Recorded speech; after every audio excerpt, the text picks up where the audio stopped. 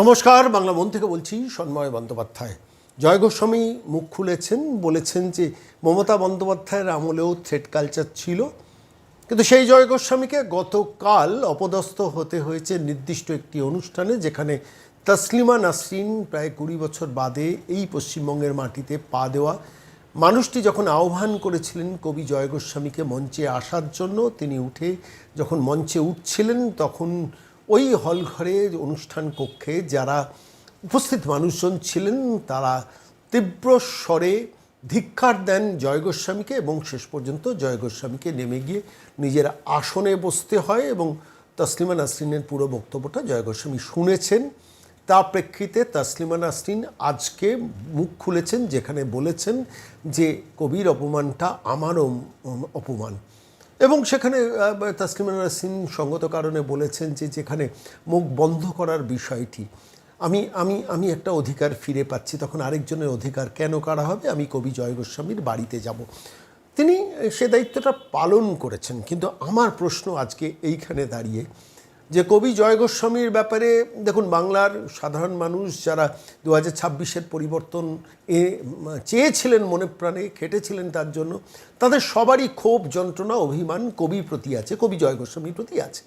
আমি বারবার কবি জয় গোস্বামীর মমতা বন্দ্যোপাধ্যায়কে বিভিন্নভাবে প্রশংসিত করার যে ভূমিকা তিনি পালন করেছিলেন তার সম্বন্ধে সমালোচনা করেছিলাম প্রকাশ্যে, ক্যামেরার সামনেও বারবার সেটা বলেছিলাম। বহু মানুষ ধিক্কার জানিয়েছিলেন কবি জয় গোস্বামীর ভূমিকা নিয়ে এবং একাধিক কবির ভূমিকা নিয়ে, যারা আশকারা না দিলে মমতা বন্দ্যোপাধ্যায় এত অন্যায় পশ্চিমবঙ্গের মাটিতে করতে পারতেন না বলে বিশ্বাস করেন। ক্যা ছিয়ের সময়ও সেই সময়ে কবি জয় গোস্বামীকে আমরা মঞ্চে দেখেছি। হাজার মমতা বন্দ্যোপাধ্যায়ের অন্যায় কাজের সময়ও কবির মতো লোক, কবি জয় গোস্বামী, তার একটা আন্তর্জাতিক বাঙালি সুধী সমাজে পরিচিতি আছেন, তাঁরা প্রত্যেকে নিন্দে করেছেন, বলেছেন যে কবি জয় গোস্বামী কেন এই চাটুকারিতার ভূমিকা পালন করছেন। তার হয়তো পেছনে কোনো কারণ ছিল, থাকতেই পারে যে কোনো মানুষের, কিন্তু তার ভূমিকাটা নিন্দিত হয়েছিল।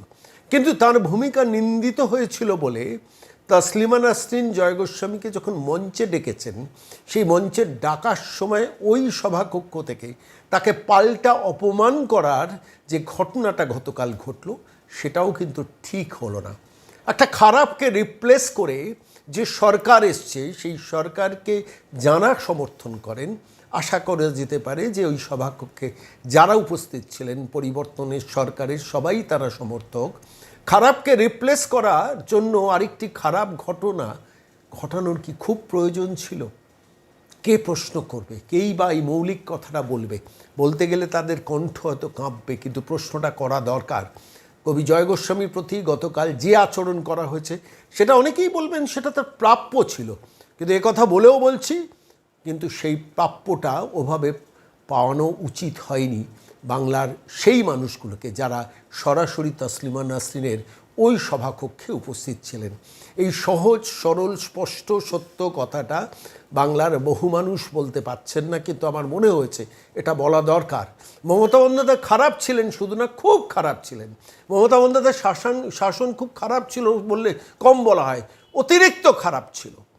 সেইখানে দাঁড়িয়ে তাকে রিপ্লেস করে যে সরকার এসছে, সেই সরকারের যারা সমর্থক, তারাই শিষ্টাচার সৌজন্যটা দেখাবেন না কেন? যেখানে তসলিমা নাসরিন কবি জয় গোস্বামীকে সামনাসামনি সম্বোধন করে মঞ্চে ডেকেছেন, যিনি অতিথি, তাকে সম্মানিত করার জন্যই তো ওই মানুষগুলো ওই সভাকক্ষে উপস্থিত ছিলেন। তো সেই অতিথির অসম্মান হচ্ছে, সেই কাজটা তাদের করার আগে তাদের মানসিকতায় একবারও এই প্রশ্নটা এলো না যে আমি তো আদতে জয় গোস্বামীর বিরুদ্ধে ধিক্কার জানাতে গিয়ে আদতে তসলিমা নাসরিনকেও ধিক্কারটা জানালাম যে আপনি কেন ডেকেছেন কবি জয় গোস্বামীকে মঞ্চে, কেন আমরা ওকে পছন্দ করি না। এই পছন্দ অপছন্দের রাজনীতি থেকে বাংলা কবে বেরোবে জানি না। আমি বলছি, আমার খুব খারাপ লেগেছে ব্যক্তিগতভাবে, বারবার মনে হয়েছে এটা প্রতিবাদটা করা উচিত। কবি জয় গোস্বামীর নানান ভূমিকা সম্বন্ধে বারবার আমরা মুখ খুলেছি, কথা বলেছি, সোশ্যাল মিডিয়াতে লেখালেখি করেছি, কিন্তু তার মানে এই নয় যে একটি অনুষ্ঠানে আমন্ত্রিত কবিকে যখন আন্তর্জাতিক খ্যাতিসম্পন্ন একজন লেখিকা তিনি মঞ্চে ডাকছেন, তখন তাঁকে অসম্মানিত করা জয় গোস্বামীকে ধিক্কার জানানোর মধ্য দিয়ে। অন্যভাবে করা যেতে পারত, অন্যভাবে প্রতিবাদ সূচিত করা যেত। জয় গোস্বামীকে যখন আমন্ত্রণ জানিয়েছেন, তিনি যখন সভাকক্ষের ভেতরে গিয়ে বসেছেন, তার মানে তিনি কারুর আমন্ত্রণে এসছেন, নয় তসলিমা নাসরিনের আমন্ত্রণে এসছেন, নয় উদ্যোক্তাদের আমন্ত্রণে এসছেন, কেউ তো তাকে আমন্ত্রণ জানিয়েছেন। এ তো ঘটনা নয় যে জয় গোস্বামীকে নিজে থেকে গিয়ে তসলিমা এসছেন বলে চলে গেছেন। নিশ্চিতভাবে কোনো একটা আমন্ত্রণ ছিল।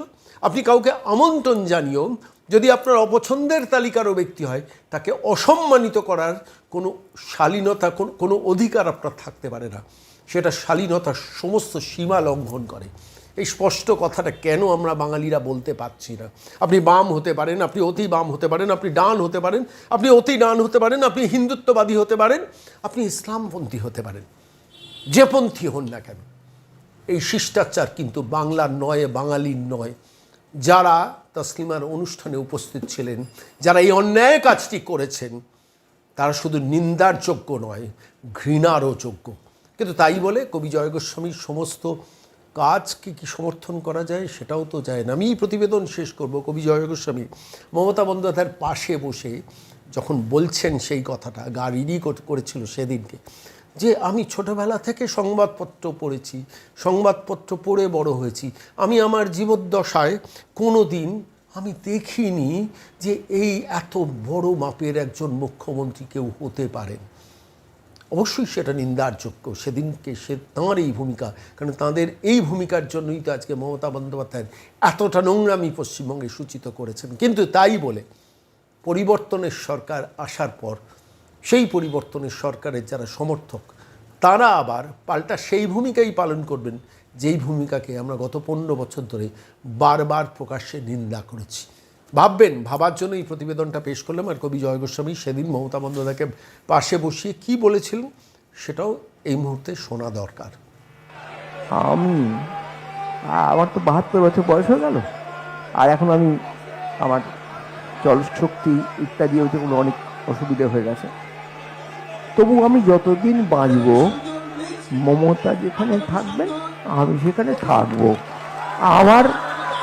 আমি জানি যে আমার জন্মাবধি মানে 1960-61 সাল থেকে আমি 5-6 বছর বয়স থেকে আমি খবরের কাগজ পড়ি, কারণ আমার বাবা আমায় খবর কাগজ পড়া ধরিয়েছিলেন। এইরকম কোনো মুখ্যমন্ত্রী আমি কোনোদিন দেখিনি। আমি পাশে থাকবো না, আমার ভাগ্য যে তিনি, আমি বলছি তিনি আমার পাশে দাঁড়িয়ে আছেন।